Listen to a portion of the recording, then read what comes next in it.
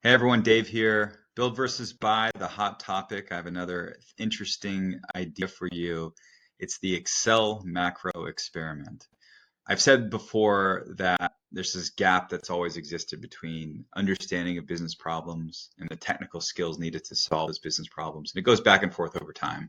And right now I think it's closer than maybe it's ever been. It made me actually think of another time when the gap was very close, which was when the Excel macro recorder came out.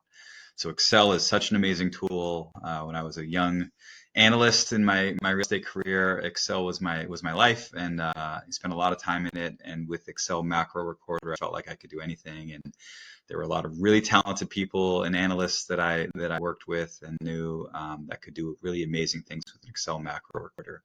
A lot of dumping of data, manipulations, working through monthly, quarterly processes and making models and templates out of it. So a lot you can do. So here's the experiment. Try to take a manipulation, moving data from one source to another, doing some manipulations and some sortings. Do that with an Excel macro. See how long it takes you. Then try to do the same thing with the LLM of your choice and see what that takes you, and then go run them afterwards.